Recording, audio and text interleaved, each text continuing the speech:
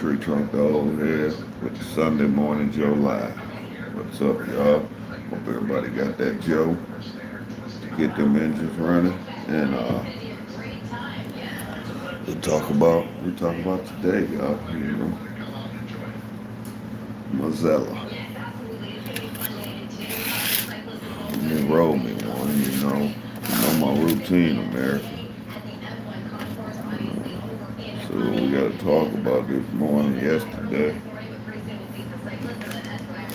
I missed my morning Joe. So to everybody out there who usually tap in for my morning Joe, I apologize. It was just a busy day yesterday for your man Treetrunk. So shit happens like that. That's life. I don't just hang out on the internet and smoke weed all day. I do. I am a professional. I'm a professional tradesman. So yeah, I don't just sit up here and smoke fucking weed all day. Like something they think, got comments about that's some adult, some grown asshole man trying to act young and all this shit. I'm Treetrunk, the old head. That's my name. So how can I be trying to act young? I am who I am in this world. You know?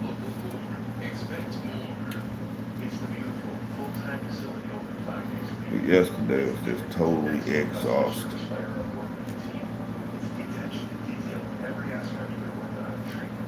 Friday and Saturday was totally exhausted for your man Trump.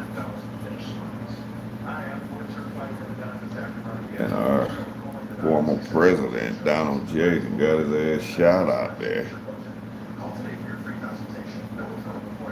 That's just to let you know that it's nobody invisible. Person won't touch you, they don't touch your ass. So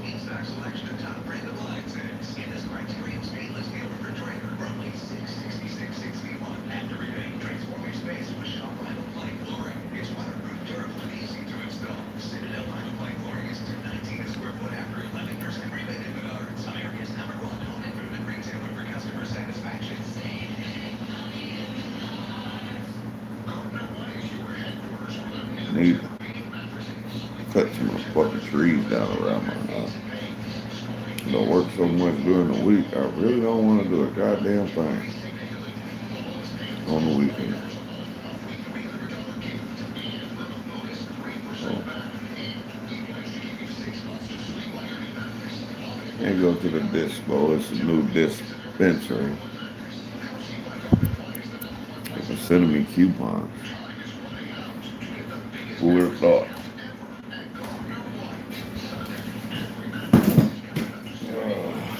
Who would have thought? What's up, y'all? I see somebody clicked in and said, what up to your man Trump? What's up? Who would have thought? You get coupons for fucking weed. So, I got some coupons. See what's up with this motherfucker.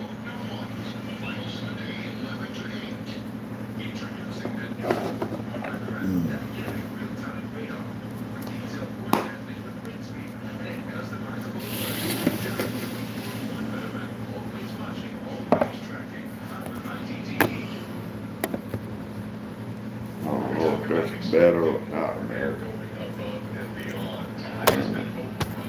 Maybe this is better.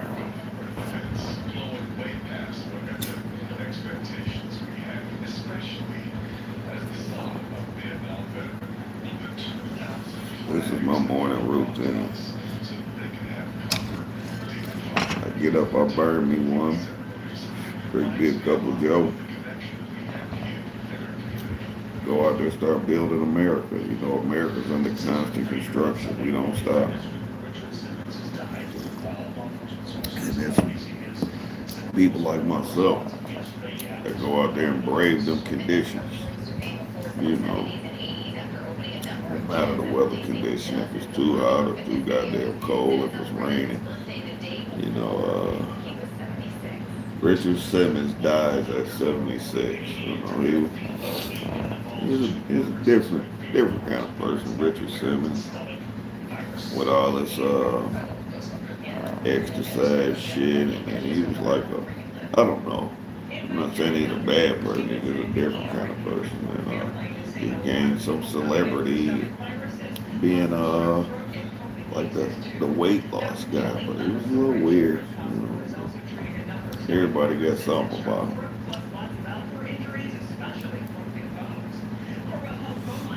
Our buddy Trump, they got his ass shot. Gotta tighten up at them rallies, dude. You got your ass shot out there.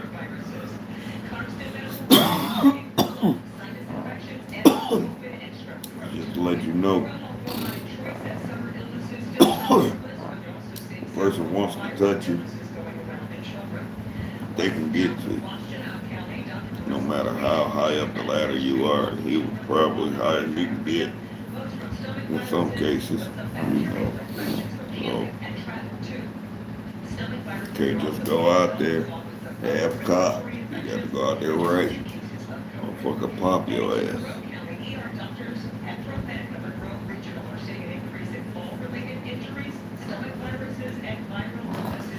But you see what happened, America. You see what happened after this event. These men need to shave like a motherfucker. Need to shave like a bitch. But we see what happened after this. Trump got his ass shot. You know, tighten up your security and shit, dog. See what happened. And, you know, I'm one of the ones that was with your ass. You know.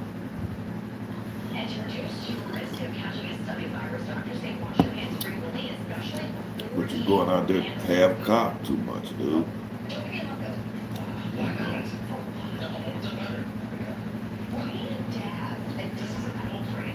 And you're going out there half cocked too much, Trump. You know, if you know, think somebody was gonna do something, and then that lets you know how afraid some are. They like, we got to kill this motherfucker. You know, that lets you know how afraid some are. So I'm interested to see what the fuck happens now.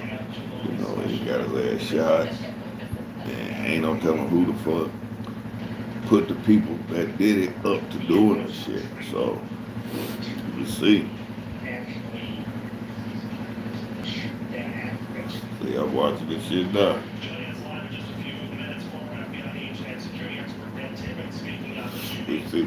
We see what the security experts say. See, that's one thing about your man Treetrunk. He's Mr. Trump. I'm Mr. Trump.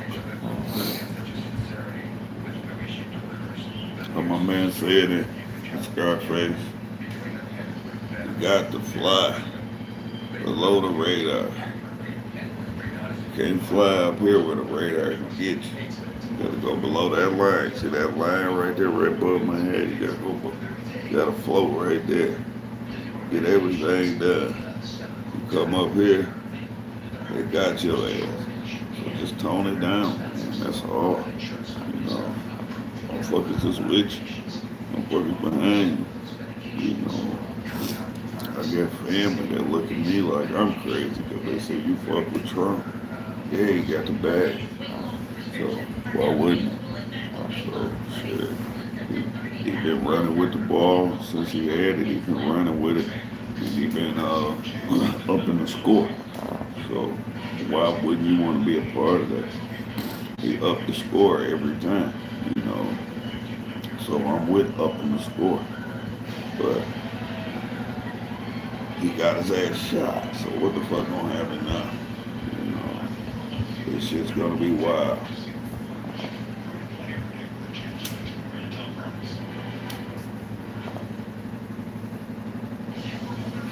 I was so sick. I ain't gonna say sick like in a sick person. I was so disappointed that I didn't even get the post yesterday, so that got me kind of rattled a little bit because I post every day, you know, at least the morning joke. But It was just circumstances and events that happened yesterday. Like the one, I had to be on the job at 6. When I got there, the pump was sticking out already. Everybody was there. I felt like I was late. But when I got there, we got the shit down. And then right after that, I pulled out of there, never ate lunch, anything. Drove like 20 minutes down the road to another job. Just got out, started. So I worked all day. All I did was drink water, ate a few deer sausages and shit, and you know, cleaned my lunchbox, cleaned it out for shit that I could eat, and then just worked and came home. Got a bankroll and came home. It was all cash. So but that shit tore a hole in my ass.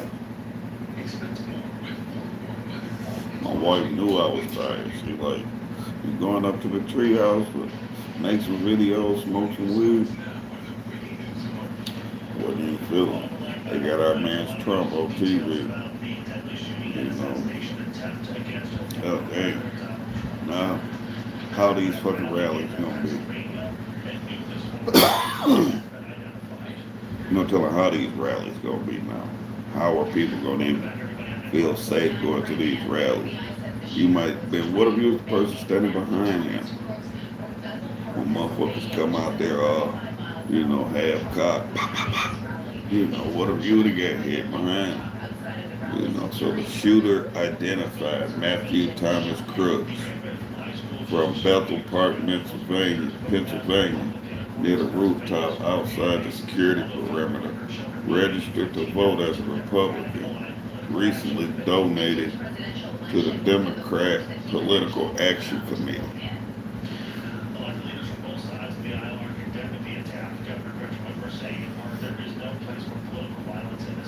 There's no place for political violence.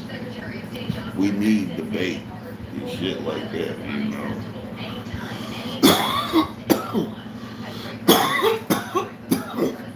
don't give a fuck if you didn't like Donald Trump. I don't give a fuck.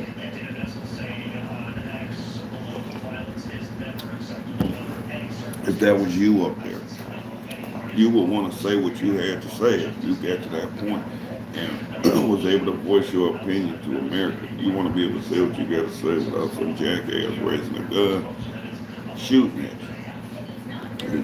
That's, I'm with everybody be able to carry their guns and this and that, but also the Secret Service, they say neutralized his ass.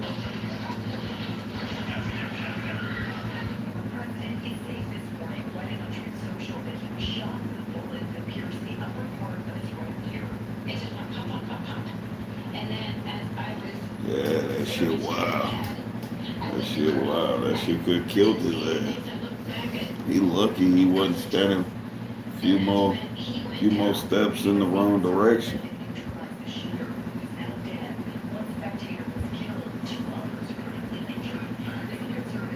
See, I just said that 2 other people injured just for being there. They just, want to be there to support.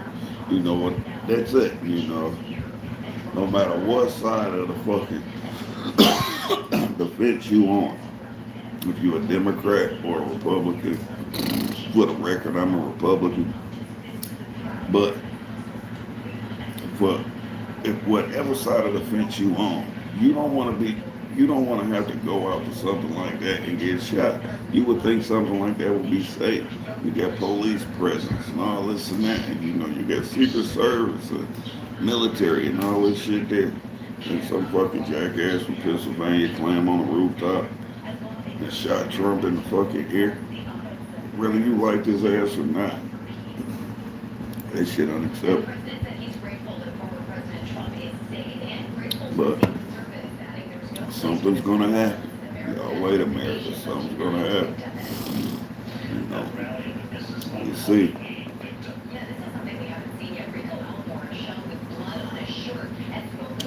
gonna happen in America. And then shit, right here in Detroit, on the east side, these motherfuckers have a block party. Shoot 27 fucking people. You can tell me you can't even sit and listen to some music and enjoy the company of your friends and shit without some jackass raising a gun, shoot somebody. You gotta be kidding, you know? You gotta be fucking kidding me. Republican National Convention is in Milwaukee. So oh wow, this shit's gonna be crazy. This political year is gonna be crazy. You know, I started to wake right up when my wife told my daughter said Trump got shot, Daddy. And you know, the natural reaction of us as humans, you know, you grab your TV remote and you hit your local news stations, you know, to try to see the information you can find out. You grab your phone, you go to the internet and all this shit. And I'm like, somebody shot this motherfucker. You know, that shit is terrible, you know. We see what happened.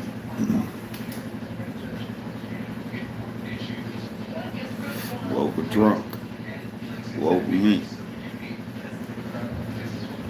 Put me on that ticket. I can get up there and talk shit with y'all. And I tell y'all what y'all think. If you like it, we fuck with it. If you don't, hey, I don't know what to tell you. You know, that's how it is with Trump. When he get up there and say his shit, some people like it, some people don't. And you just have to live with this shit. So vote for Treetrunk. Vote for the whole head. And I get up there and I talk my shit. You know, I'll let y'all know what I think. Lower these motherfucking taxes. You know, insurance companies are robbing people. You know, insurance companies are fucking robbing us. You know, we pay more money out to insurance companies and don't get no kickback off that shit. You know, we pay more money out to insurance companies than any of our fucking bills. You know, some people, you know, insurance companies, they do help you out if you have to file a claim or some shit, if you have a tragedy. But then in some cases, they deny you. You know, so who wants to deal with that shit? You know, insurance companies, they should be held liable. You know, if you pay your insurance for a year, or just say 24 months, if you pay your all your insurance, whatever it fucking may be, if it's life insurance, house insurance, car insurance, whatever insurance that you pay, if you pay it for 24 months, you should get a year back. You should get a year back, or at least 6 months. Now I understand, or I say 6 months. I understand they do have to make claims.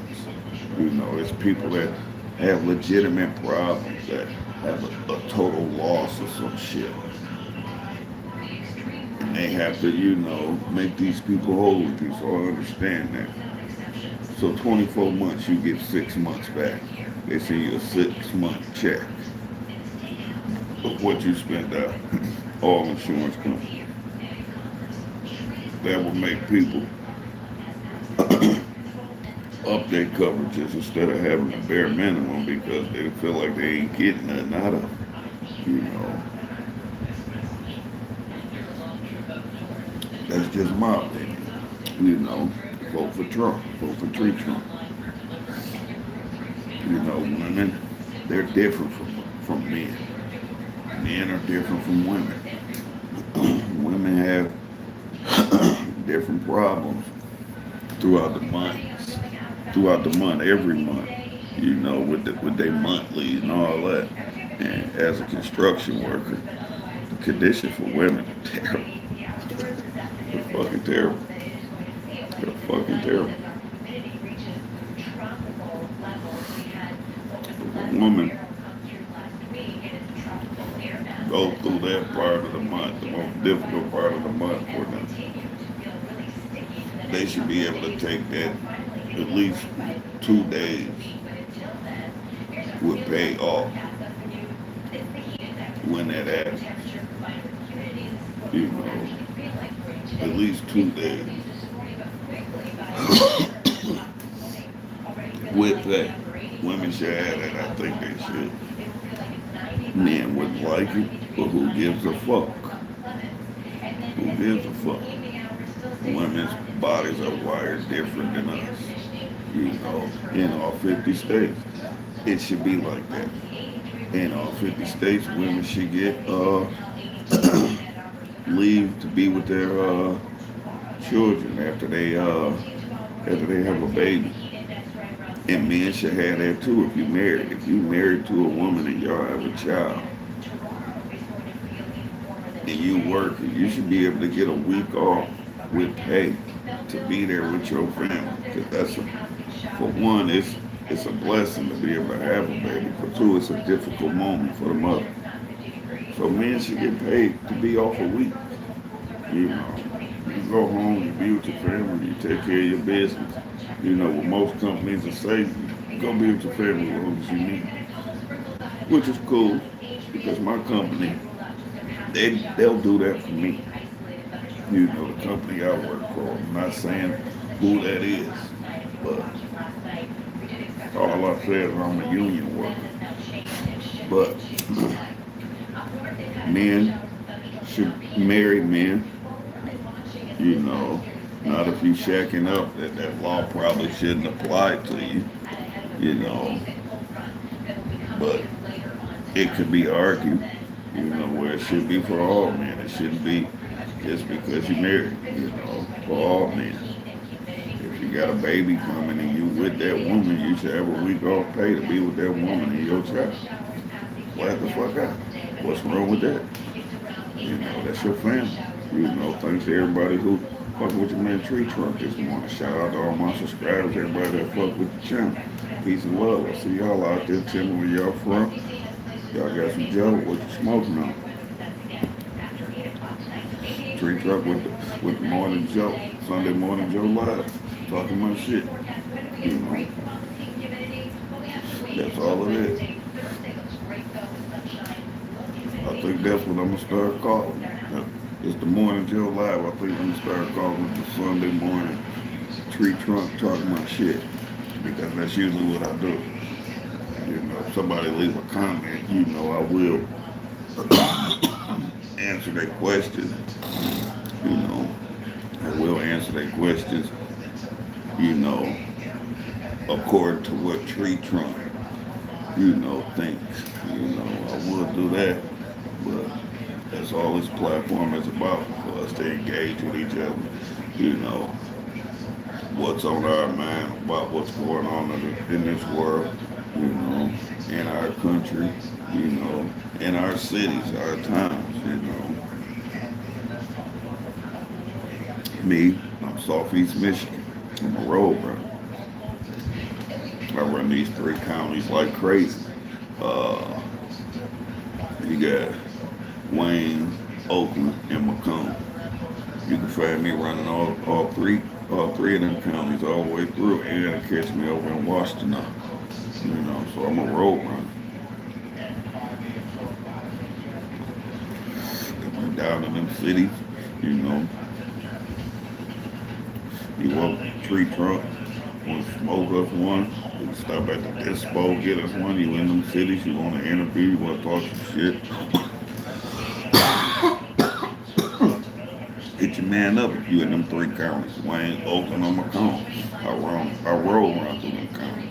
You want to interview for your man Treetrunk, want to talk that shit, you know.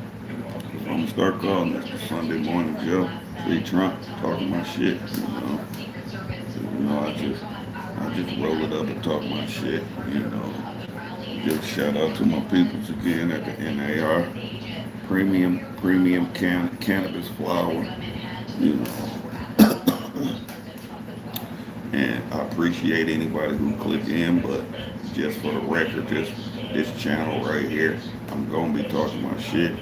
I'm gonna be smoking my weed. So if you don't like that, you know, you don't have to watch it. You know, but if you fuck with that, that's cool, you know. And it always get to this point, y'all where I'm about to run out of motherfucking coffee. We 25 minutes in. And I'm about to run out of fucking coffee. So y'all know I got to run down and get some fucking coffee. And I want to roll me another one, but I'm thinking when I'm sitting here, I might not roll me one. I got all these motherfucking pre-rolls and shit. I might just blaze one of them bitches. You know. That's that lazy shit. I just don't feel like rolling, but I'm a prefer blunts.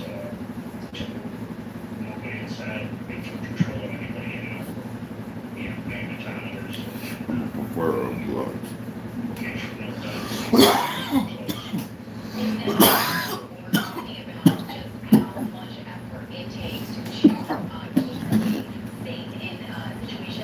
Woo.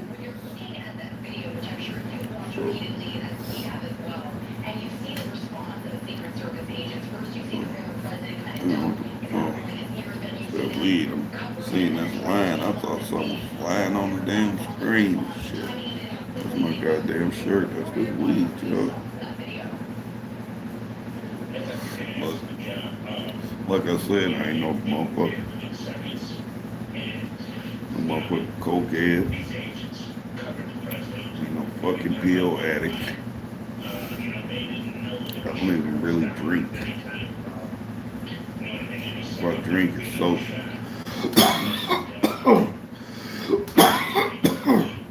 I drunk one beer yesterday. That's because it was a side job. Guys, all the guys, all the union guys out there. We happy we all out there making cash. You know, ain't no rules.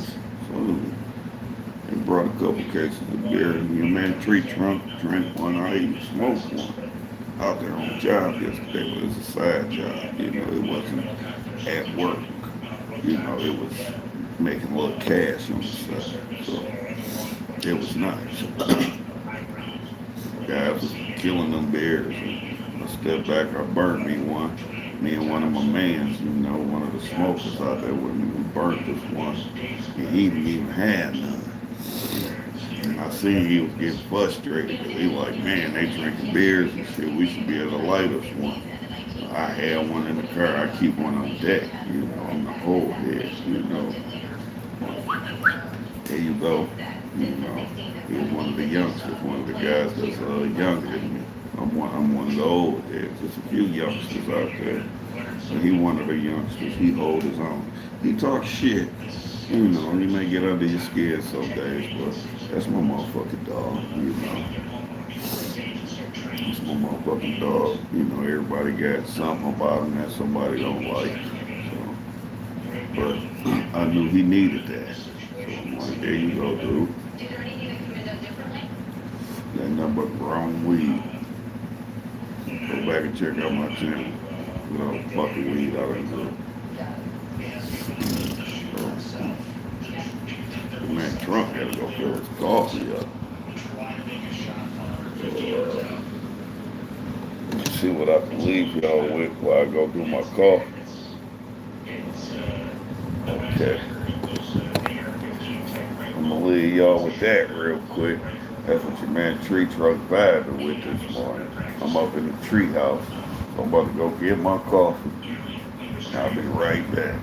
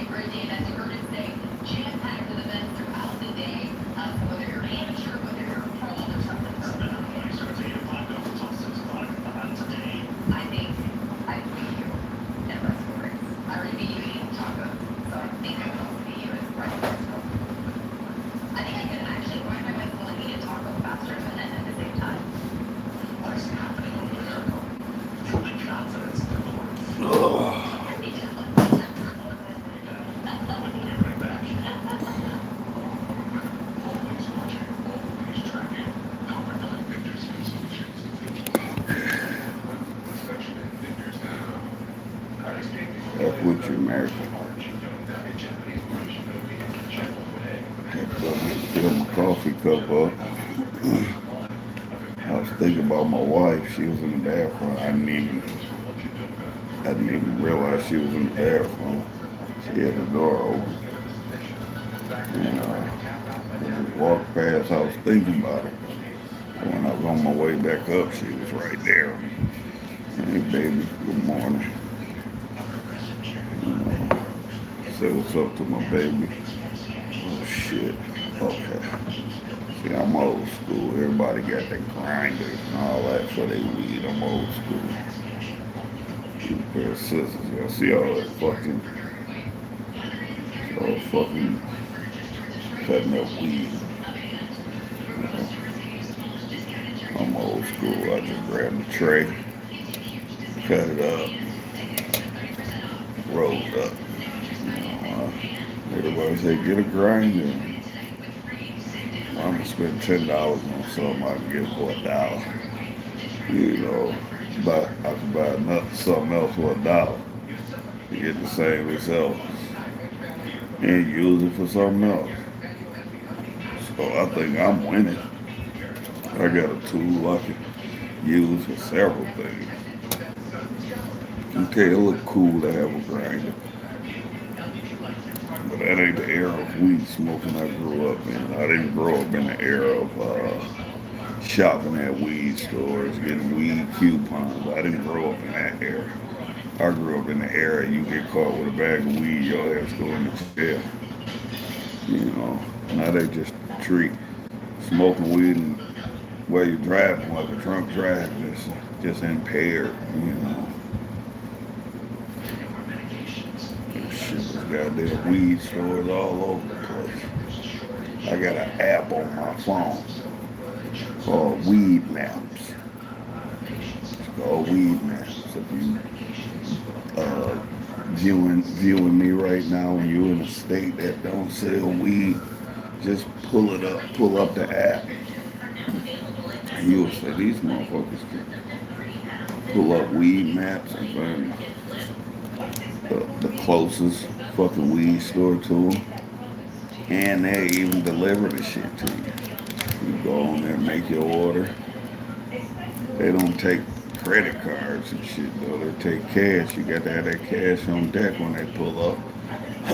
I never got a delivery myself, but I know friends, you know. I got a buddy that stay right over the border in Ohio, in Toledo, and he say he get his shit delivered. You know, so I know Ohio, they got their weed shit going on, but for all the street dealers, I think we was before Ohio.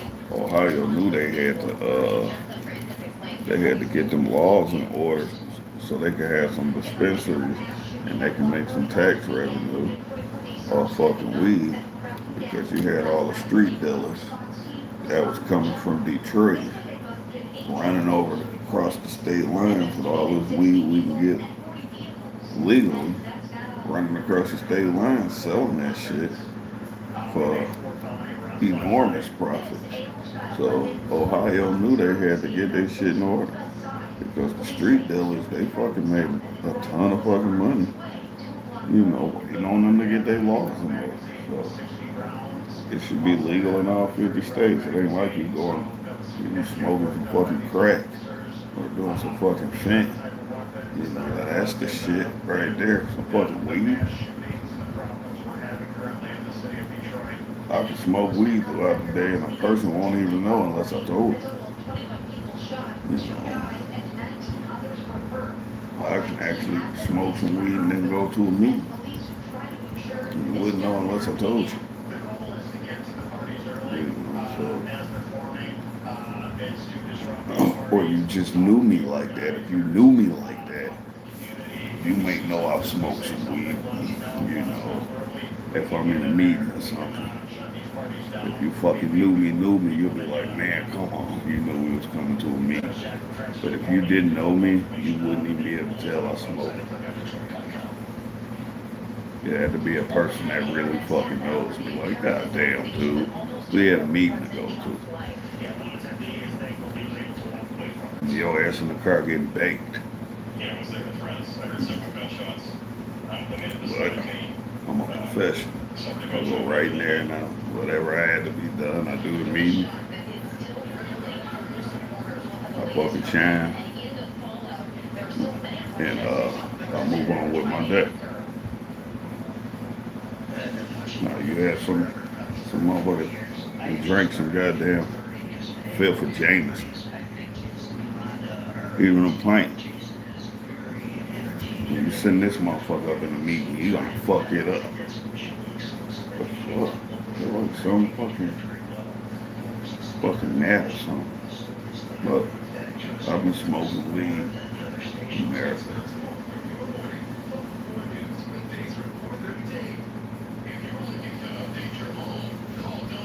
I've been smoking weed in America since I've been in fucking seventh grade.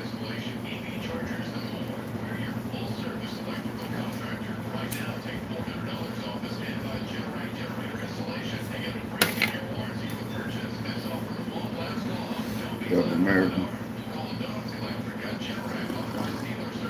I've been smoking weed since seventh grade. And that's why I was alarming. Like, what the fuck? You've been smoking since seventh grade.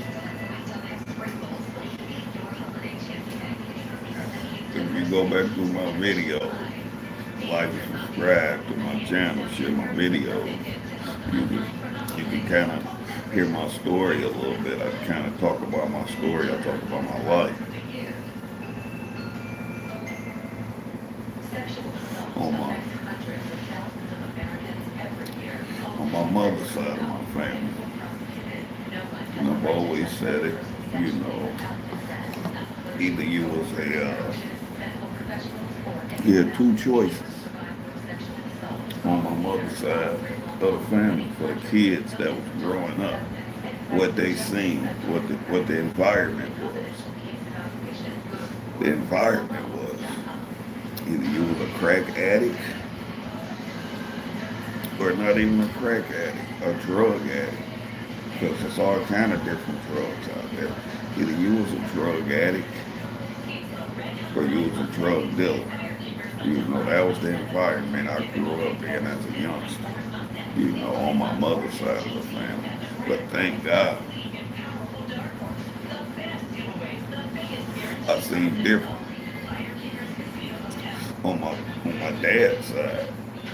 My dad's side, not saying they was just, you know, some squeaky clean motherfuckers, you know, because my granny, rest her soul, she ran numbers for years. Rest my granny's soul. My father's mom, she ran numbers for years and was successful at it, you know, rest her soul. But on my dad's side of the family, I seen structure. I seen kids graduate, you know, my uncles and all of them. Everybody was graduating from high school. Everybody was landing good jobs. You know, everybody was doing something to move their life in a positive direction. Not saying my mom's side wasn't like that, but you only had two choices. You was either a drug dealer or a drug addict. You know, so and you had and I seen the success from being a drug dealer, just from being a youngster growing up, seeing things, because you think kids don't see things, but they do. They see everything. You know, they see everything.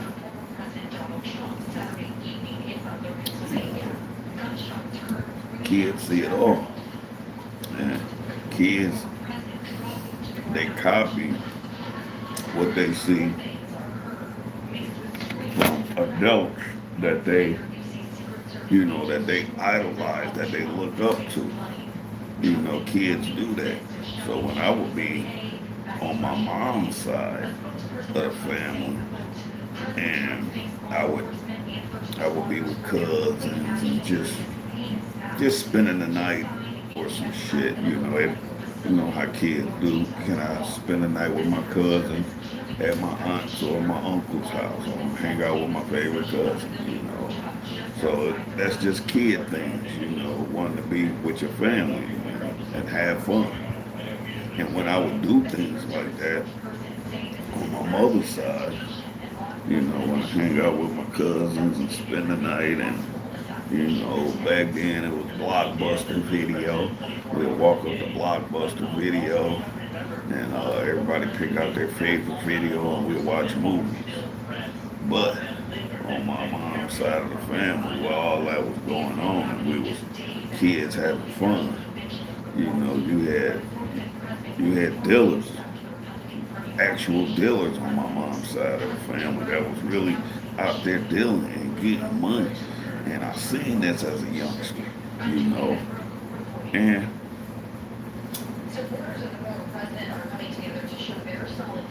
And when I seen this as a youngster, that was glamorous to me. Like, wow. I see my cousins, my uncle, all their friends and all this and that. Without a care in the world, you know. They making all this money. They got the prettiest women. They got the best cars. They got the best clothes. They don't have to put no effort in nothing. If somebody, make them mad, they can beat them up or whatever. It was like, I run this and get out my way. And even with the police, it was like, yeah, whatever. If they catch me, I'll make bond. I'll be out. So that was the life I seen on my mother's side of the family. I was seeing, guys going to jail, making bond, being back out, spots never even closed, traps never even closed. They run up in there, do whatever they had to do, blah, blah, blah. By the time the police left, the spot was back up and running. That's what I seen as a youngster, and I fell into that life myself. I fell into that life. It was too easy. And all you had to do was there was really no logic. If you knew how to count to 10, you can maintain a stack. And that's all it was. It was maintaining the stack and upping the score every time. And I seen that early on as a youngster. I spent $50, I could make 100. Off that 100, I could make 2. Off that 2, I could make 4. And it was just upping the score, upping the score, upping the score.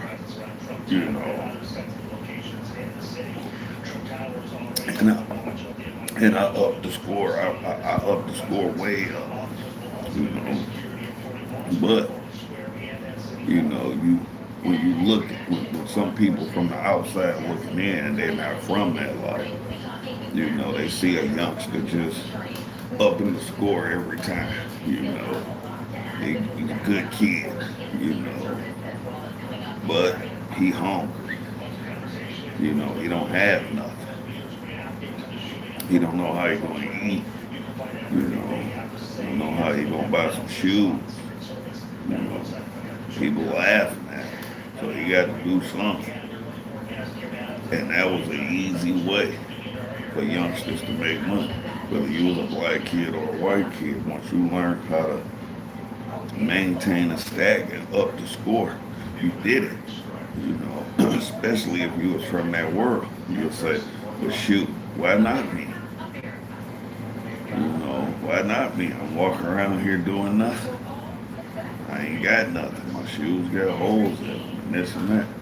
And, and I had fell into that when I was a youngster. My mom, I think it was like 94, 95. My mom uprooted me, my brothers and sisters, and moved us all down to Florida. Moved us down to Tallahassee.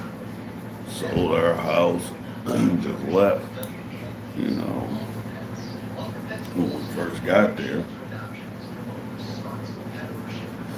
like within the first week, my mom had a car accident.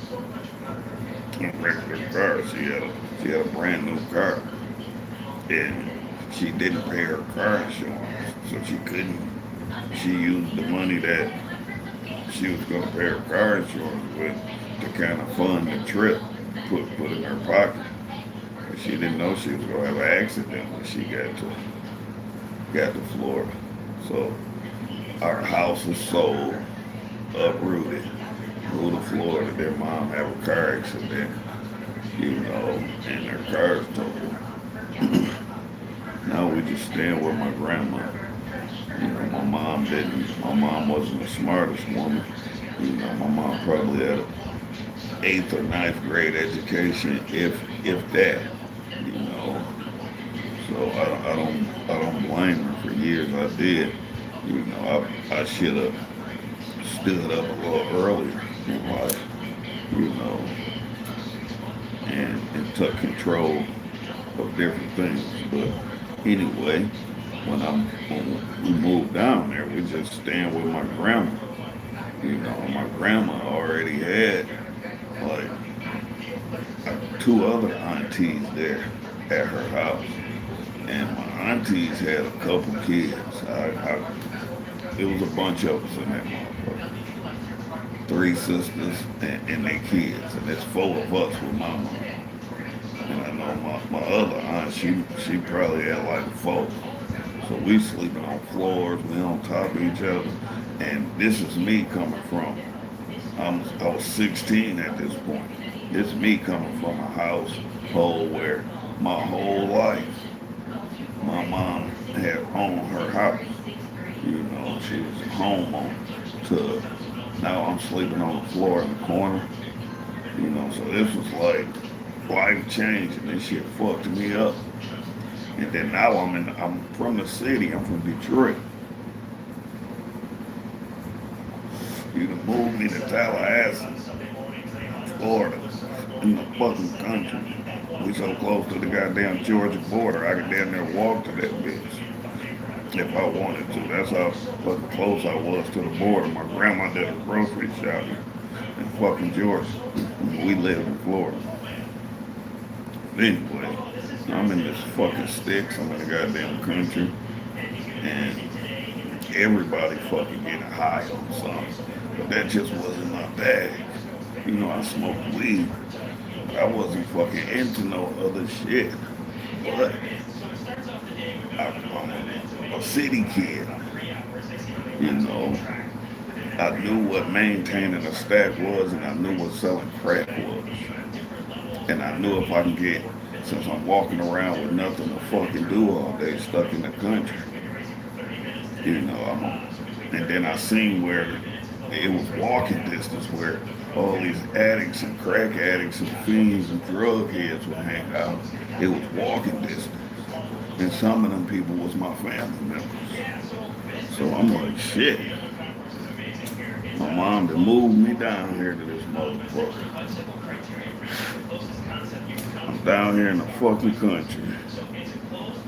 The store is so fucking far. You can walk it. But that's damn near like you got to pack a lunch to walk to the store. So I'm like, what the fuck am I gonna do? So I walked down to this little drug alley where all the addicts would hang out because some of them was my family anyway. So it wasn't like I was uncomfortable. And I knew what crack and shit was. I knew what drugs was. And at that point in my life, I had dealt with addicts. I had sold drugs before. So I knew how to deal with junkies.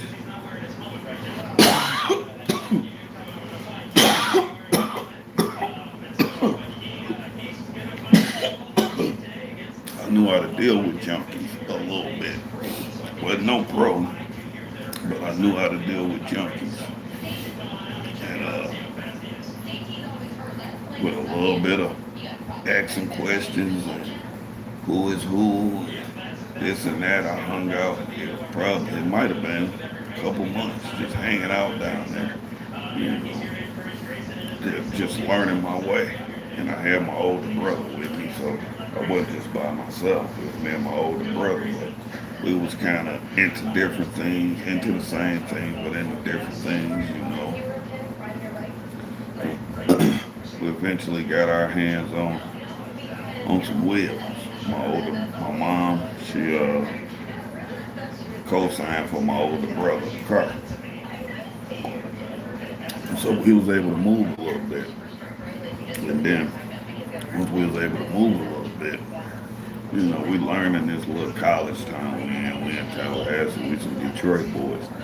So I found out who was the biggest dealers I could find, you know, and I started copying from them. You know, that was my plug, and I would hang out in that little fucking hole down there, and it's crazy because it's this motherfucker called the $1 Million Nigga. That's what I called him. You know, his mama had some property down there on the fucking country and shit, and she had bought a new trailer, and she had just told the people her old trailer just move it to the side. You know, she had property, so she gave it to her son. It didn't have no lights, no water, nothing there. She just moved it far enough away from where she was putting her new trailer. Just pull it down there. She did one of them numbers. So he had his trailer pulled that his mama gave him, where all the addicts and junkies would hang out. That was on her property. All the addicts and junkies hung out, and it was a few dealers down there. You know, there was a few guys down there making money, but didn't nobody wanna. Everybody would talk about the $1 Million Nigga. That's what I call him. He was the $1 Million Nigga to me. You know, I heard he passed. His name Jim. Rest in peace. He was the $1 Million Nigga to me. Everybody would talk about him. Like, man, he stank, he this and that.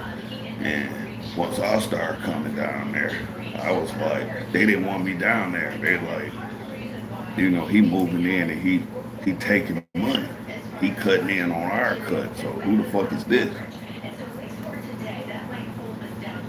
But I would talk to him all the time. The $1 Million Nigga, that's what I call him. And I'm like, dude, I got some crack. He like, you got some? I'm like, I got some, nigga. And I'm down here to sell. I want to sell my shit. He like, you can sell your shit at my house. I'm like, what them other motherfuckers gonna say? Because the $1 Million Nigga had it. His sister was a junkie, and you know, she had a trailer down there in a little crack area in the country.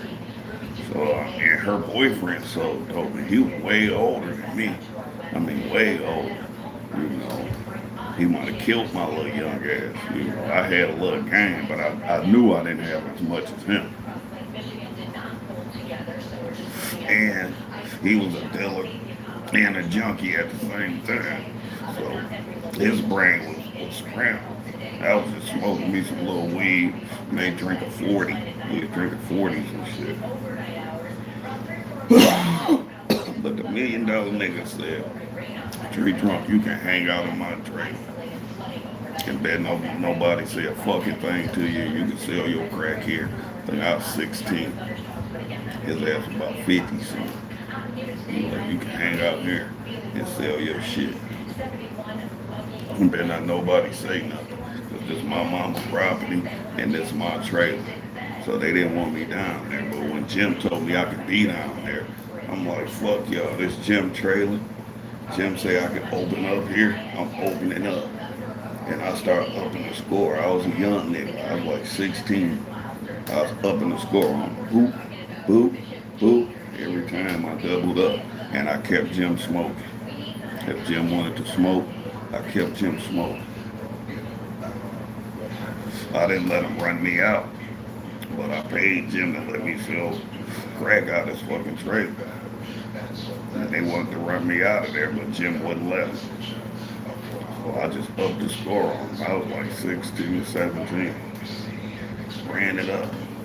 I'm like, yeah.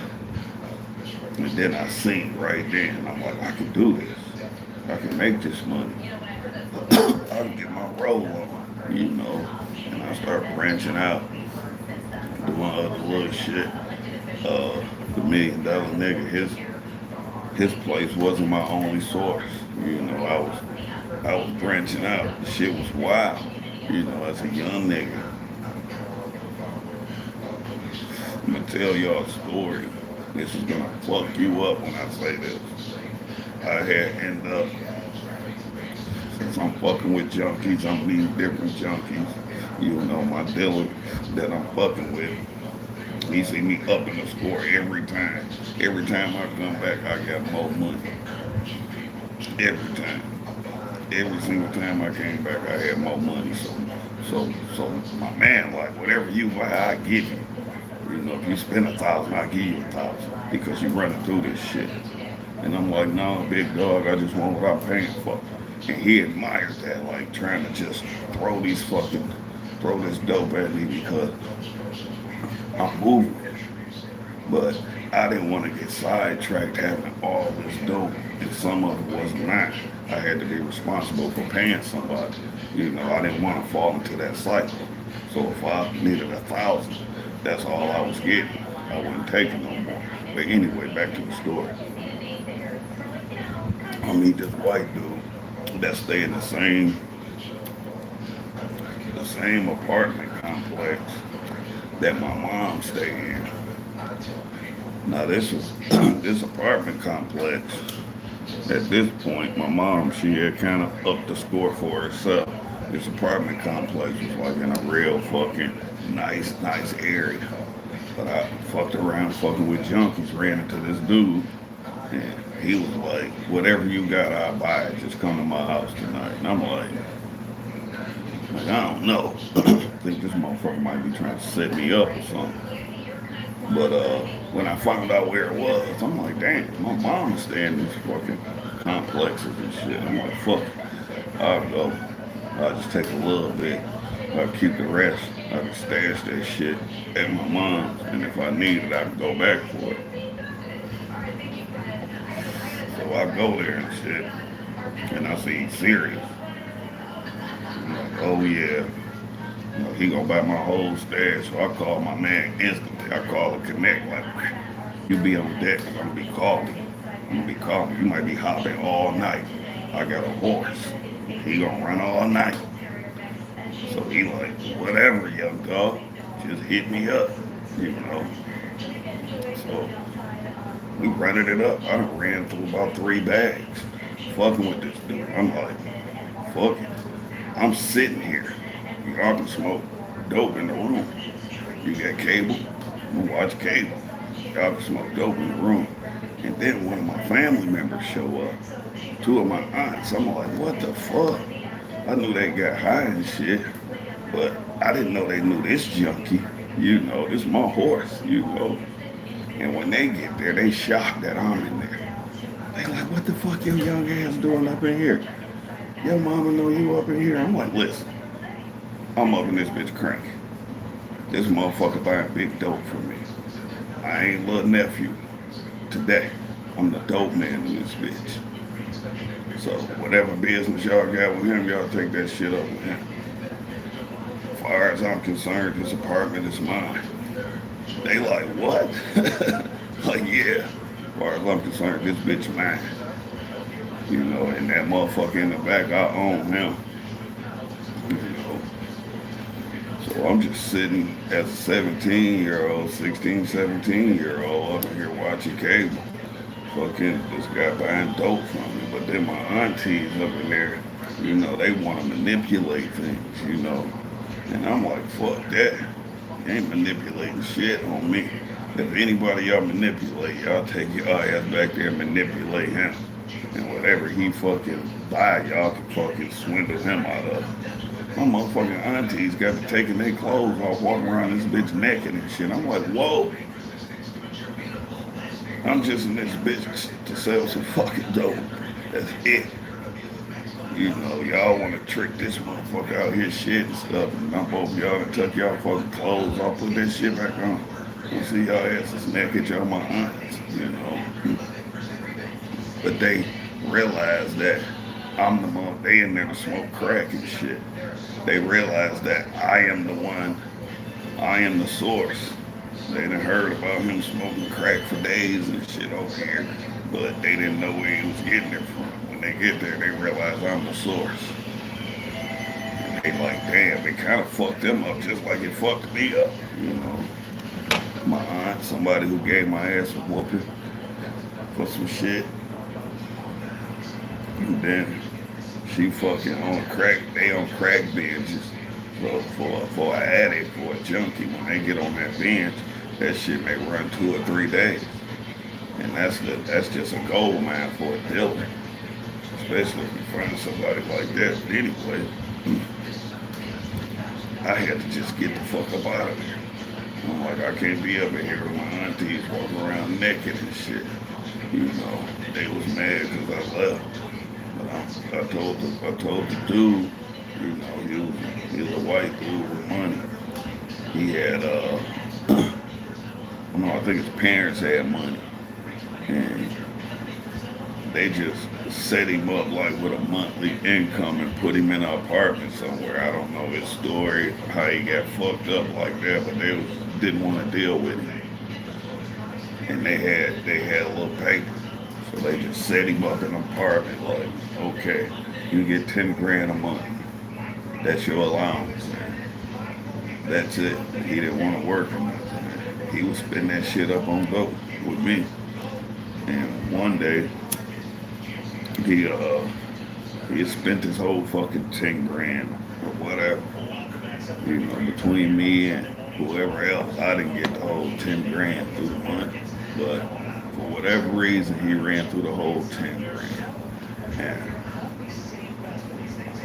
he wanted some fucking dope. He called me. And I didn't even have a car. I rode my bike. I had a little 10 speed or some shit. I rode my bike because I wasn't even staying with my mom. I was out in the street. And then once one of my aunts found out that I was fucking dealing and shit, she was hardcore. You know, she was the reason for some of my success as a youngster. You know, and I'm gonna say her name, my aunt Toy. I love you, baby. You was the reason for a lot of my success as a youngster. When she found out I was a young dealer, you know, you turned me up. It's like that's my motherfucking nephew.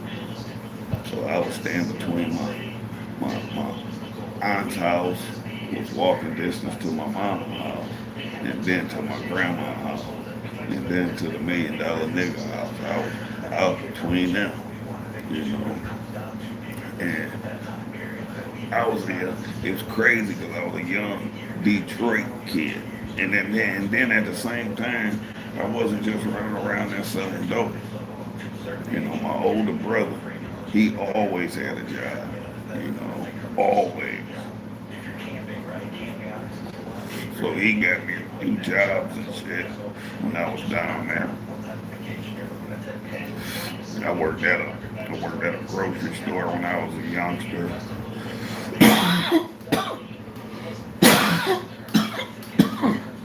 A gas station or some shit. They were pretty good jobs, but in between that, I was hustling and selling dope and shit. But I was young. I sit back and think about the shit now. You know, my daughter, it would kill me, you know, for her to be out there running around talking to junkies and shit. What up, Doc? What up? You know, I'm just talking this shit early in the morning, man. That's all.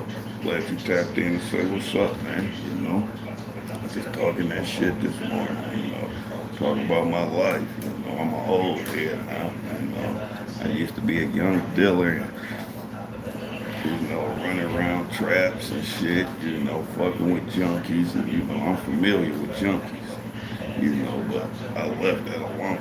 You know, if I don't get on here and tell my story, a person who didn't know me wouldn't even a person who wouldn't even know me wouldn't even, think that way. But everybody got a story, And thank God I was able to look at two different sides of the fence. I had a family that was either you was a junkie or you was a dealer on my mom's side. And on my dad's side, they had this shit together. So I was able to see both sides of the fence. And a lot of people don't get to see that. And as I got older and fucking realized, I chose, the side of the fence my dad was on, you know. And now you can walk through downtown Detroit. It's easier to name the things that I ain't built the foundations in down there. You know, that new Hudson building, Hudson Tower, motherfucking the first fucking columns that hold that motherfucker up. I poured them bitches. Down there, every structure down there, I didn't I done laid concrete in them motherfuckers. I done put the super columns up at fucking Ford Field. I was a youngster, you know. And they're 20 years old out there with them union vets. It's like a 36-hour pour continuous. We can't get off work. You want something to eat, we order it out. 36 hours. Continuous concrete. I done poured more concrete in the city of Detroit than the average man that walked on in his whole fucking lifetime. You know.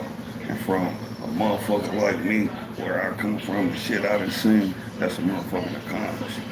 Check out my channel. Look at my shit. I'm steady building this motherfucker. Steady. And I ain't gonna stop. I'm at the top of my motherfucking stack. You know. I'm to the point in my motherfucking career now, I got motherfucking 12 years till I retire. I remember being the guy that was scared to get laid off. Now I'm the guy people walk past and hope I like them. Or they ass might get cut. You know, I done came a long way from selling goddamn diamond nickel rocks. I done come a long way. And I'm proud to say that shit. I'm a granddad now. I done slipped through numerous fucking cracks. And then a lot of my people haven't. I got a cousin. I got to go see this nigga. Me and him had our times together. And my motherfucking cousin in a goddamn wheelchair now. And this shit fucks me up. And the last time I seen him, I stay out towards the suburbs and shit. And me and my wife, we riding and shit.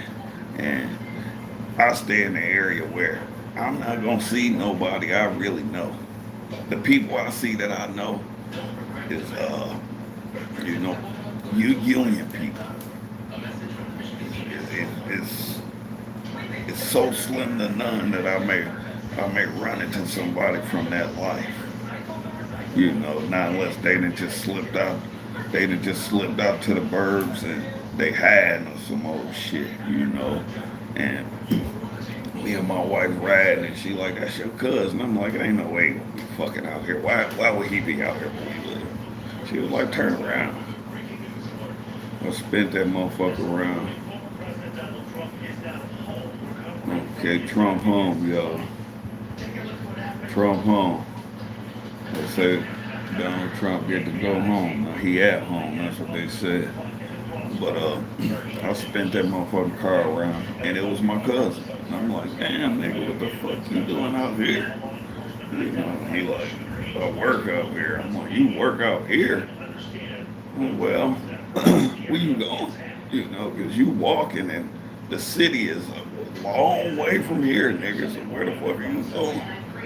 So it's a bus terminal, probably 2 miles down the road. And he like, I usually jump on that bus and they bring me from the city out here.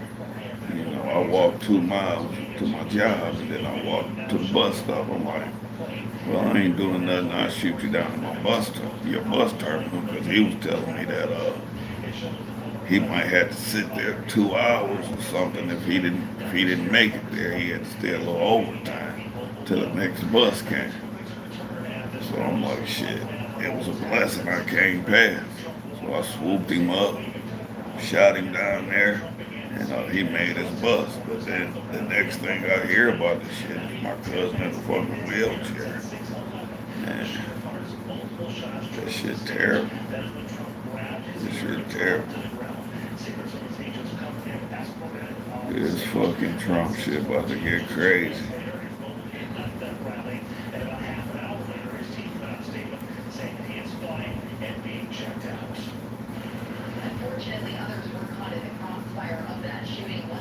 Man, this fucking Trump shit crazy. That shit is gonna be. What's gonna happen? What the fuck is gonna happen now? He fucking supercharged now. He's fucking supercharged America. So he's fucking supercharged. Shit.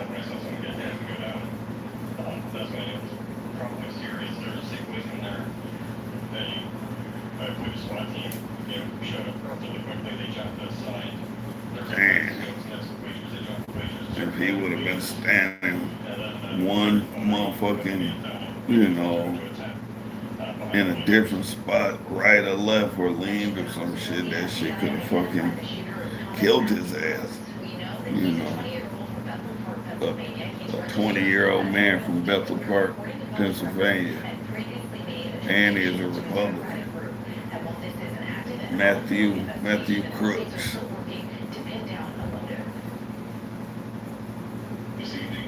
Talking about they got a pen down. He just, there's a lot of people out there don't like Donald Trump, But he's up the score every time for me, and that's what I'm about, upping the score. When he was president, I thrived,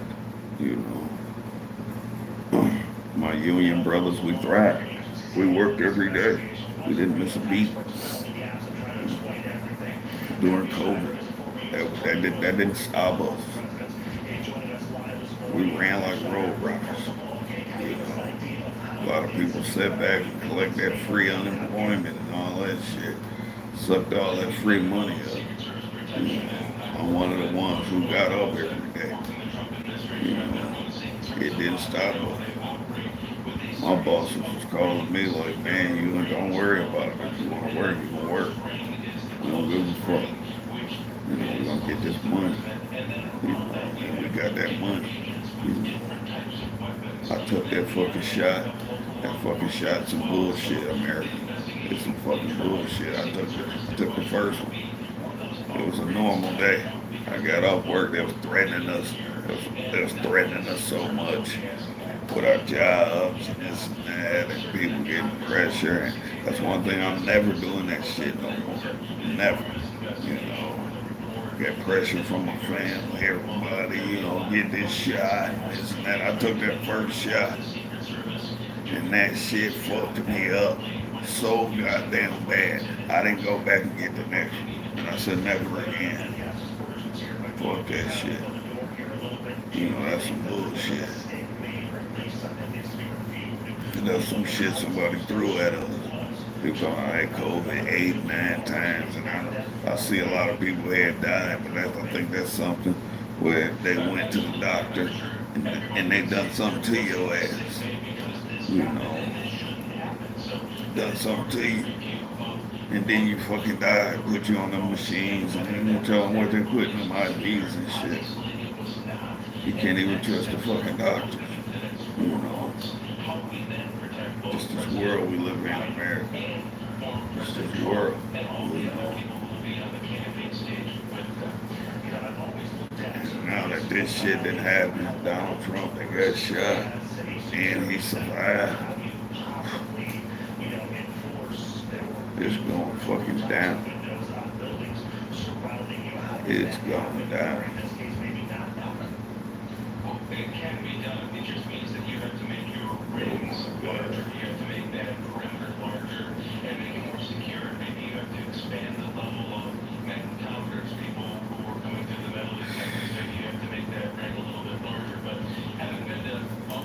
shit can happen to anybody. If they want to touch you, they can touch you. I don't give a fuck how much security you got. There's billionaires out here that can pay, just as much as governments, to whack somebody. That shit can happen to anybody. We all humans. We all human. That shit can happen to any one of us. It's something that you do within your day where somebody ain't all in your shit. It's a routine that you do. It's somebody that's in your circle that ain't completely happy. That they want to knock you off or something. So it's a crack. It's always a crack somewhere. So you just gotta be careful. But I gotta drink another coffee down. I got another sipper, so didn't think I would be on this long. I'm about to sign out. I apologize yesterday for not clicking in with the morning Joe. It was just one of them days.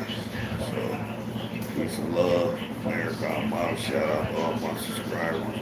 Shout out to everybody who tuned in and seen what Treetrunk had going on. Subscribe to my channel.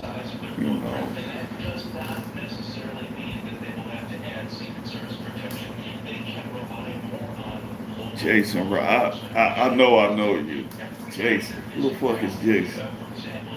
Who the fuck is Jason? I know you because of your last name. What's up, man?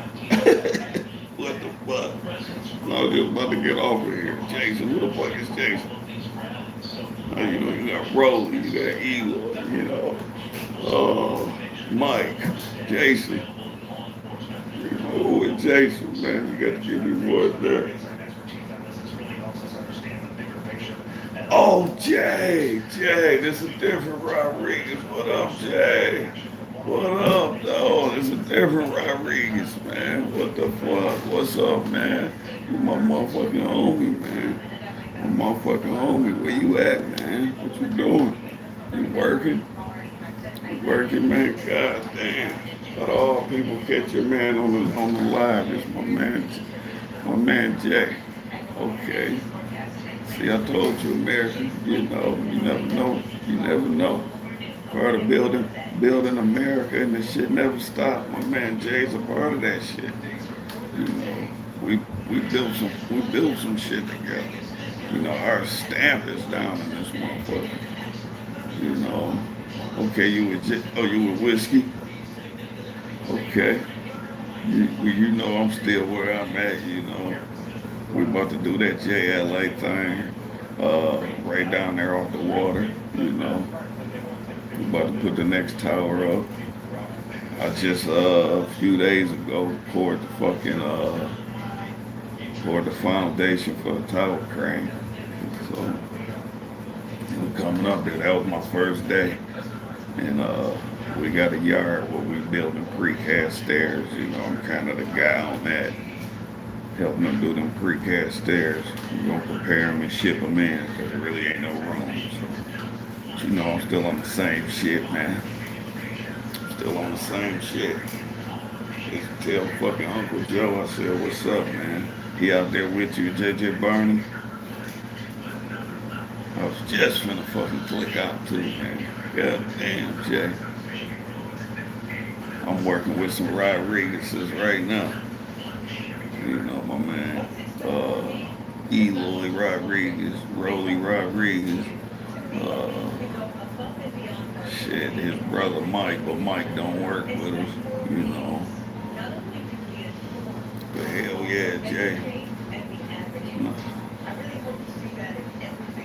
Okay, Joe with Granger. All right, Joe with Granger. Hell yeah, man. Fuck yeah, was glad that you even tapped into my fucking live. I do this every Sunday morning, man. Every Sunday morning, you can catch me here. You can catch me on TikTok. TikTok is usually just a repeat of what I do on YouTube. It's gonna be my passive income, man. trying to get me some sponsors, take me on a 50-state tour, you know. Oh shit. Okay. So you subscribe to my channel. My shit probably be hitting your phone all the time. Cause yesterday, Carla. Okay. I'm about to tune out anyway too, man. It was nice to see you, man. Hear from you. Shit. We'll hook up. I still got Uncle Joe number. We'll hook up with something, man. So, shout out to you, Jay. Shout out to Uncle Joe. Y'all keep getting this union money, brother. Peace and love, America. I'm out. Shout out to all my subscribers, everybody that holler at your man, Treetrunk, the old head. I'm out. I'm about to go down stairs, get with my family. Oh, my granddaughter, Treetrunk, and granddad. And I'm out, y'all. I love you, America. Peace.